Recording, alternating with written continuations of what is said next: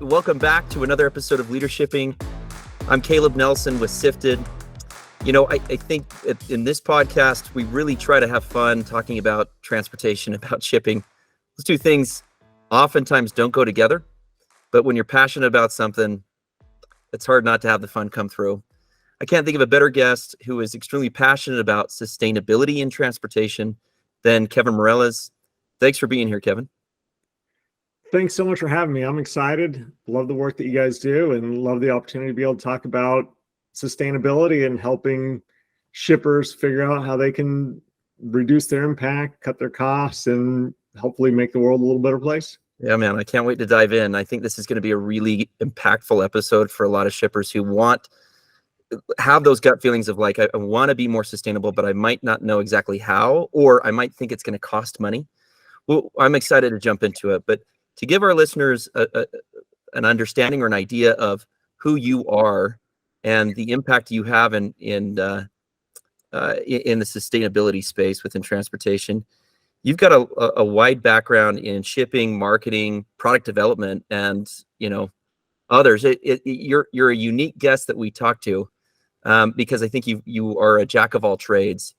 You offer some really great sustainability content on LinkedIn, and you've amassed a massive following on LinkedIn. I think the last time I checked, it was like 8,000 followers there. And if anybody is listening to this and doesn't follow Kevin, you should really give him a follow on LinkedIn. I think that the content that you're sharing, Kevin, is extremely relevant and really gives shippers a good idea of how to bite size and bring in sustainability into their organization, because I think everybody knows it matters, but people don't really know how to really put it in place. Yeah, and that's really, you hit it on the head, is that I struggled with the same thing, right? I kind of fell into the sustainability. I'd worked at FedEx for 15 years and had been very interested in, like, how do we be more sustainable? Like so many people, I get big boxes with tiny items in it. And I was like, and I thought, my God, what's the impact of this to FedEx from a shipment? And I had access to all of the data, and I had gotten a package one time, and it was my iPhone, and I thought, it's got to be like 60% empty space, and I discovered it was actually 93%. And since I had the data from the shipper, I was like, realized we were shipping entire warehouses of empty space. Yeah. And I thought, this doesn't make any sense. And so I started dove in, and from there it kind of snowballed. But like so many shippers, I discovered it wasn't easy to figure out, how do you be more sustainable? And right. I've been lucky enough to be able to have the time to do that research, and looking forward to sharing a little bit. Yeah, I think it's one of those topics that really matters to people. They care deeply about wanting to reduce their carbon footprint, wanting to reduce the waste that ends up in landfills from their boxes, from packaging material, wanting to reduce even their usage on fuel, and kind of cutting CO2. But they really, as a shipper, oftentimes feel like they don't necessarily have a lot of options. And I think they default with, if FedEx or UPS wants to go green and be more sustainable, that's really on them. I think shippers have a lot more control than what they actually believe that they do. And I think that it's one of those rare things that has a direct one-for-one on the cost replacement side and a cost reduction. I think it's really cool. So you've recently started cutco2.net. Tell us about what drove you to do that, and where resources, where shippers can find resources on that site. Tell us a little bit about that. Yeah, so I took a job as a chief sustainability officer for a 3PL, and I had honestly, because one of the beautiful things, if you're in sustainability, is there's not very many people have a lot of expertise, particularly when you have logistics and sustainability. So they recruited me, and I knew a little bit. I mean, knew more than most, but I was like, there's a lot I needed to learn. And I was like, okay, there's got to be a playbook out here that I can pinch. And there wasn't. I Yeah. really discovered, like, so I was spending days and weeks Googling and researching and learning, and I wound up just having to put together my own playbook. And then when we parted ways in August, I was like, well, I've already got all this knowledge. I mean, I'm not the only person who's struggling with this, so why don't I put it in a website? And more recently, I transitioned now the Chief Sustainability Officer for Delivered, and we will be incorporating some of this information in our site as we move forward to help people, because really, our goal is to help people cut their shipping costs and their impact as well. But, what's essentially there, and what I think what'll help people understand when you talk about a 1-for-1 reduction in emissions and cost is understanding what drives emissions and what drives your shipping costs, right? Yeah. When you think about your pricing, what drives it? It is weight, cube, times distance, times the mode, right? Yeah. So air is the most expensive, truck is cheaper, train, if we had a real rail system, it would be cheaper, but well, what drives your emissions? Cube, weight, distance, mode. Yeah. It's identical. So if you can reduce your cube and weight, you reduce your distance, move to a more efficient mode, you reduce your emissions. It's pure and simple.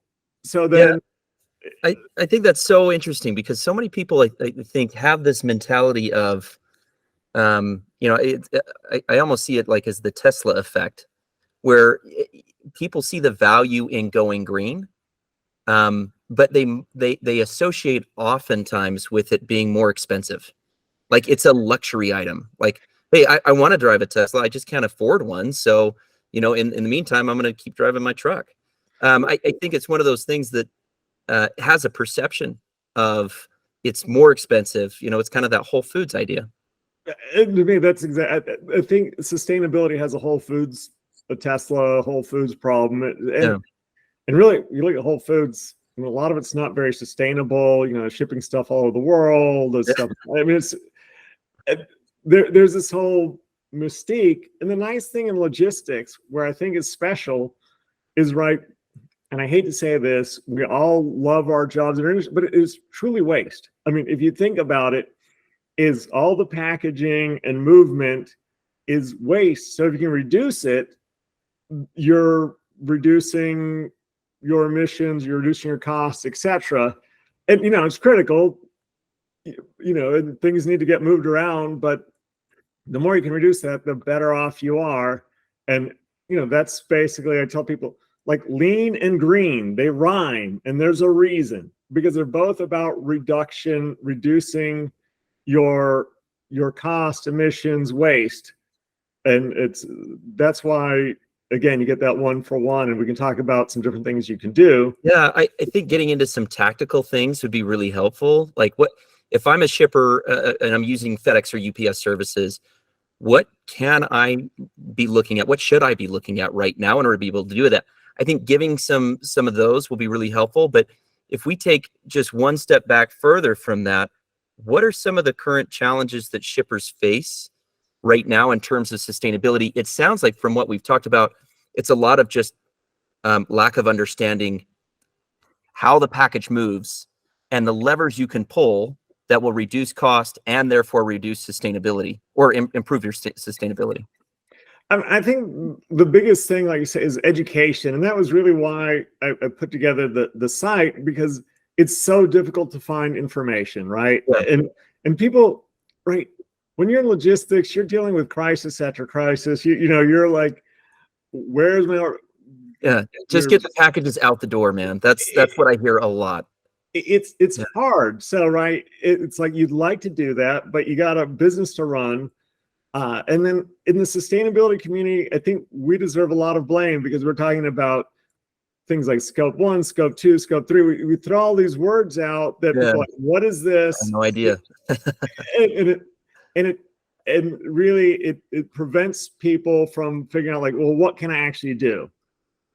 So I think that's the biggest thing, is just understanding, and that's when I walk through some of the things, people will be like, "Oh yeah, those are no brainers. Duh, I'm already doing some of this," and so. And it's easier than what is probably perceived it to be out there. You know, I think it's in my world where we live in that data. That is the language in which you understand your parcel shipping. And when you can understand that data and speak that language, you can really look for areas of cost reduction that impact on the sustainability side too. But it really is found in that data. Like, in order to make those changes, you've got to be looking at what are your top zones. You know, if you're shipping a lot to zones 5, 6, 7, and 8, predominantly 7 and 8, if you're shipping a lot versus air versus ground, if your packages are being dimmed out, if you've got a lot of dead space in that box or air in that box, these are all things that are really found in, okay, what do I need to improve on? You got to look at the data first. I mean, you nailed it right there, right? And you just, I mean, and so here's the thing is, so let's start with what I tell people. The number one thing you can do from a simple and impact is right size your packaging. And now 3 to 5 years ago, you really didn't have many choices about how you do that. But now there's a whole array of solutions, from software, companies like Paccurate, that'll help you figure out like what are the right boxes you should be stocking. Mm-hmm. What size box should you put that item in? And then you have, you know, automated systems that will build the box for you. And then you have, at the high end, you have pack and ship systems that will literally you know, create the box around the item. Yeah, that's cool. Put the label on it and reduce your labor costs by up to 80%. Yeah. You know, so and when you put stuff in a smaller box, you are reducing your transportation costs because you avoid those dim charges. You're reducing your packaging costs, and you're delivering a better customer experience. You don't wind up on Twitter where your customer is ranting about, look at the box I got. Look at, you know, yeah, exactly. I've seen a couple of those posts before, and it cracks me up. Like, and we've all got it. Like, we've all ordered something either from Amazon or from another website where you think, what box shows up on your door? You think, what the heck did I order? I don't remember ordering something this massive. And you open it up, and it was your chapstick that you ordered, or what have you, or your pair of socks that came in a massive box. You think, man, this is a complete waste. Yeah, and you know, one of the things is one of the trends, right? Companies want to really put their brand on the box, but then they limit the number of boxes, and it's like, okay, the brand image may not be the one that you want to be showing. So that's kind of what I tell people: just do one thing. That's it. The ROI and the solutions are off the chart, and you look at, like, from an impact. So there was a national retailer who I spoke to. Their fill rate on a trailer base went from 800 to 1,400 packages per trailer. Oh, smokes. 75%, right? Another one, they reduced the number of trucks by 14%. I mean, the impacts just go on and on and on. But just imagine, like, if we got to 100%, like, we would reduce the number of trucks by like 40% on the road, because, right, we're just shipping empty space, and think about what that does to your bottom line. Yeah. If you do nothing, just do that. Yeah, that's a great call out. There's a lot of models that you know, as we talk to shippers every single day, we help model out, okay, if you do make this change, if you are able to get this SKU or product into a smaller box size, let's model out what that box size is going to, the change is going to either cost you or save you. It's amazing to me to see the cost savings associated to that one change. It really is. And if you do it, you don't have to do it for, you know, I tell shippers, you don't have to do it for 100% of your boxes. You should, but you don't have to. You do it, it's the 80-20 rule. You do it for the 20% of those boxes that make up 80% of your dim charges, or what the carrier is billing you for the space you're taking up in the truck or the airplane. And that's going to be your lowest hanging fruit. that is, like I said, that alone. So, what you guys do, helping that. I mean, again, simple things, big impact. Yeah. The next piece you talked about is like, hey, those long zones. I mean, I love California. I'm a native Californian, but it sucks if you're going to have a national distribution center there. It makes no sense whatsoever, because when you look at it from a population basis, right, almost 50%, I think it's over 50%. I need to look at my numbers, is east of the Mississippi. Like literally like half of your shipments are going to be zone 7 and zone 8. Yeah. Versus if you like were to put your DC in Chicago, you're looking at like a 40% reduction in average distance that you're going to get, just from a straight line. And right, that impacts your transits, that impacts costs, that impacts, every 1% reduction in mileage reduces your emissions. So, and then if you put a second, if you put 2 DCs, right, you jump to about a 60 to 65% reduction in your average distance. Again, reducing what? Your costs and your transits. And if you go to the third one, you're in like the 70, 75% range.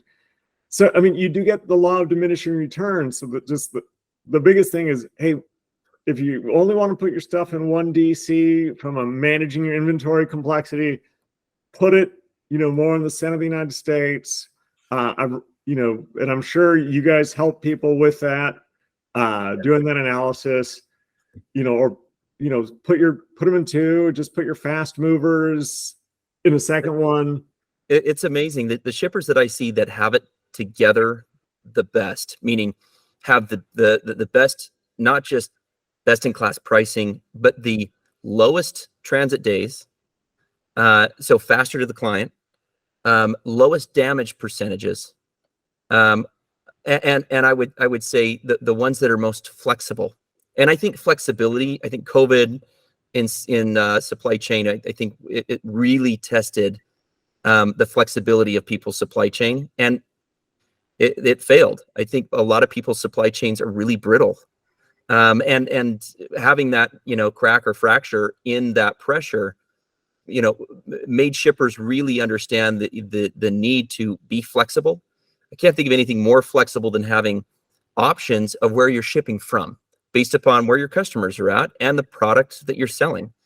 And sometimes it's seasonality. Sometimes it's like, oh yeah, I sell a somewhat seasonal product, and it's really hot and heavy in Florida and Georgia and Tennessee, and then other areas, different times of the year. I'm really hot in New York, New Jersey, Rhode Island area, and I'm all shipping from California. That is a horrible distribution network that, to your point, costs more. It's longer in transit, but it's also, if you think about it, it's not a great client experience if it takes 5 to 10 business days to actually get your product, because it's being shipped across country going ground. But the number of times that product is being handled by FedEx or UPS, you are leaving the door wide open for additional damage and replacement costs, refunds and returns that come back to you. I think 10 years ago, the idea of fulfillment out of multiple locations was more challenging. A lot of shippers would think of it like, oh, you have to get another brick and mortar location. I have to train those employees. I got to have, management that's overseeing them. No, the emergence of fulfillment and third-party warehousing that do storage, pick, pack, and shipping services, and you can still use your FedEx or UPS account numbers. Those have exploded. You have a lot more options now of, having it be almost like an Airbnb style approach for warehousing. Absolutely. I mean, that's the industry's changing rapidly, and it's becoming more flexible, and that, like I say, enables a lot of optionality. Let's talk for a moment on the importance. If I'm a consumer of, let's say a major e-commerce brand that I buy product from, how important is sustainability to people who are buying product? It's important, but let's forget about the consumer for a second. Walmart, Target, Home Depot, except they all have these sustainability goals.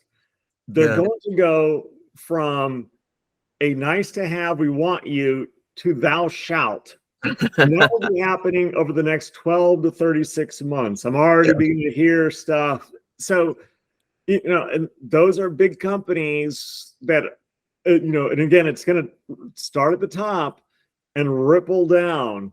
And then you're seeing, companies based out of Europe already. So it's going to be driven not just on like, oh, it'll be good for the consumers care about this. Yeah.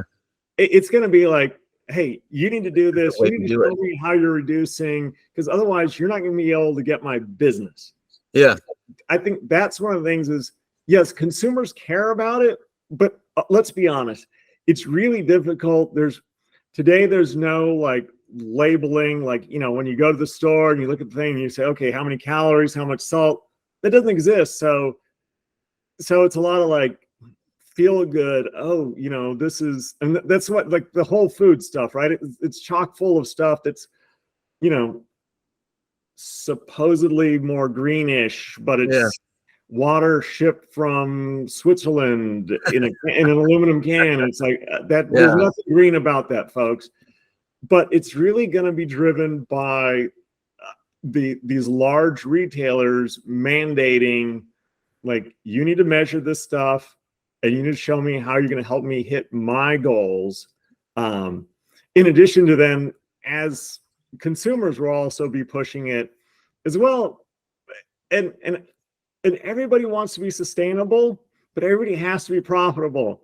So just look at this from just like, hey, how can I reduce my costs and improve my customer experience by doing the things of putting in the right size box, moving, getting my inventory closer to my customer, doing things like intermodal. So you're moving it, like on rail from the ports, like in bulk in the inbound. Again, rail. So if you think about it, if you move from air to truck, it's about an 80% reduction in emissions per mile. In addition, because of the way the hub and spoke model set up for UPS and FedEx, they don't have very many. So you may wind up, your item, it's being shipped to Salt Lake City and it goes to Memphis and then back out to Salt Lake City, or from Washington, D.C. to Boston. I just got that. Yeah. One of the packages I just ordered recently was being shipped from Austin, Texas via UPS 2-day air. I live in Salt Lake City, Utah. Should have just traveled west. A lot of people don't understand the mileage associated to a shipment as it's traveling and how FedEx and UPS actually move it. So that shipment, I watched it go from Austin, Texas, all the way over to Louisville, Kentucky, to UPS's Worldport facility, sit there and be sorted from there, and then be flown all the way to Salt Lake City. If you were to track that mileage and the usage of fuel to that, it's a pretty astonishing path. I mean, you would think it's less efficient to go the opposite direction, but for UPS and FedEx and how they're structured, to your point on the hub and spoke system, it is more effective or efficient for them. It just becomes very not a sustainable option for a lot of shippers. Yeah, and what people don't realize is that, like for FedEx, almost 80% of their emissions come from planes. From UPS, it's about 60 some odd percent. For DHL, it's 70.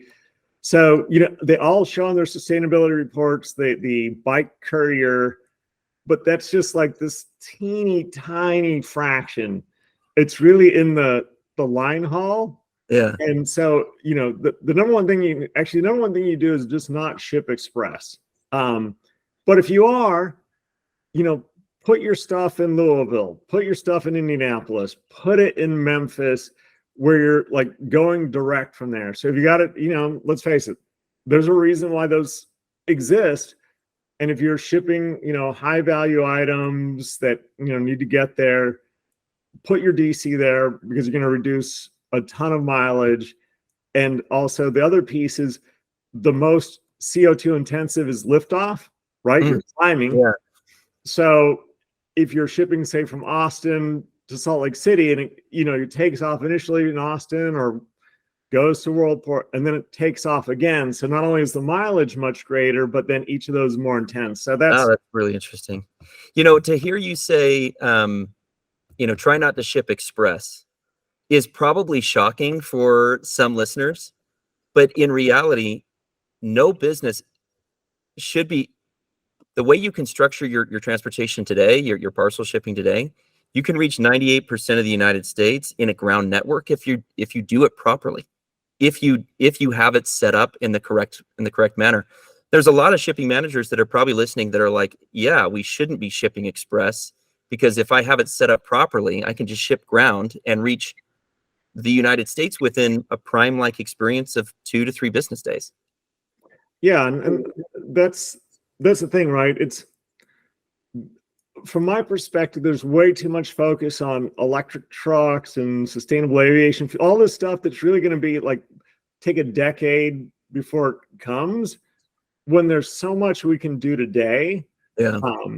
And I'm more than happy to talk to folks and help them, understand. And it sounds like you have the data. So, I mean, when you're showing people how to be more efficient, the only thing you really need to add is just, some calculations.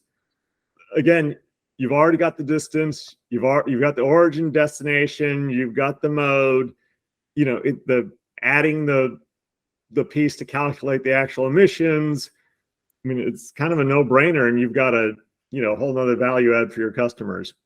Yeah, I think, like I said, that data is the language, and it's tough to be able to understand what your parcel network is saying, and what is working, what's not working, what needs attention, if you don't fully speak that language. Let's talk a little bit about how people can reach you and what you're doing right now. You recently joined Delivered as their Chief Sustainability Officer. Tell us a little bit about Delivered Services and what you're doing to, advance sustainability and logistics at Delivered. Yeah, so Delivered is a startup national parcel carrier. So we are, rather than owning, we are orchestrating. And everybody's trying to break free from the duopoly, right? Yes. FedEx raised their rates, UPS raised their rates, they put new surcharge, and people are trapped and tired of it. But it's difficult to use all the regional transportation providers, which oftentimes provide faster service, lower cost, better service, more personalized, because you're in Columbus or Cleveland, and you're like, how do I get it from Cleveland to LA? Now I've got to arrange that transportation, and then integrate in that. So there's a lot of stumbling blocks. So with Delivered, what we're doing is we're that one call, we handle it all. You integrate with us, we become your carrier of record. So we handle the pickup, the line haul, the last mile, and we're stitching together using software and to make it a seamless experience, providing you one place to call for customer service, one bill, etc.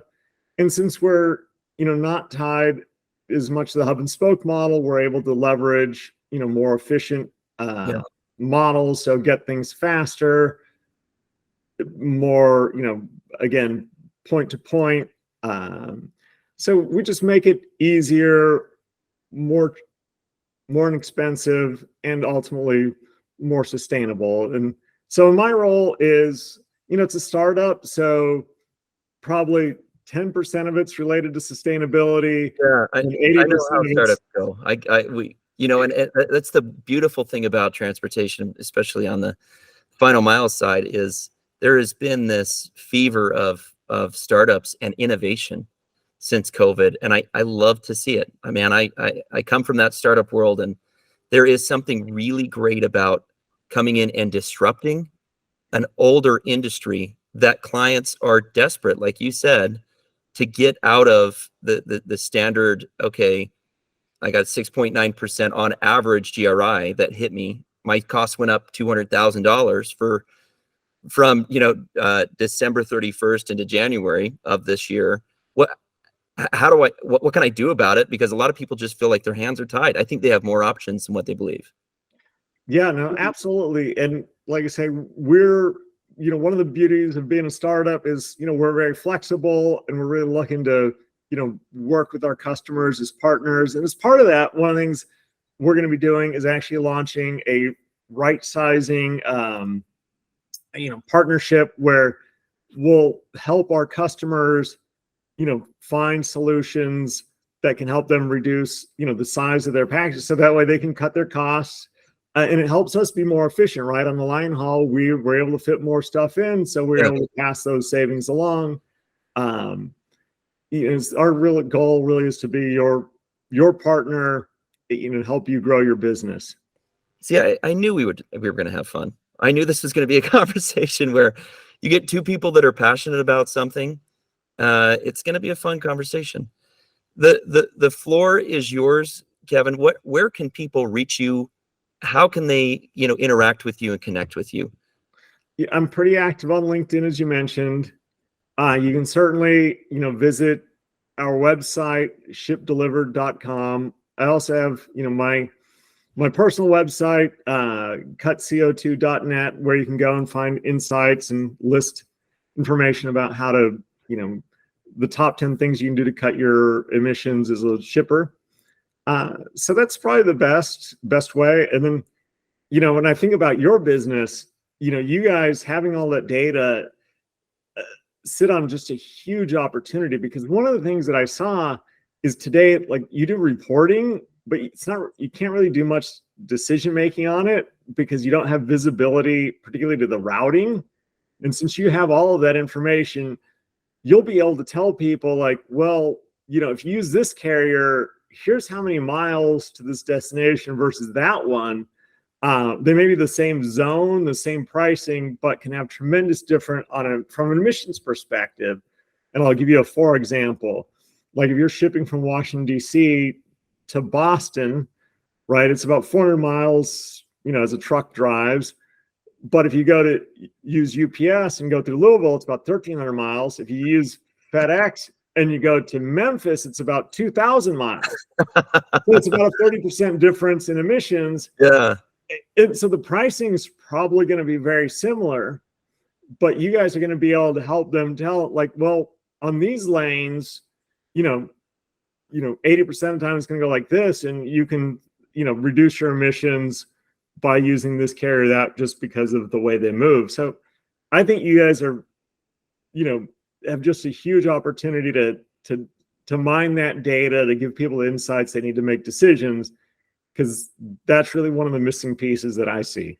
Yeah, I couldn't agree with you more. I think it's one of those things that if people actually saw the differences between their options and the impacts or effects from those options, they would make better decisions.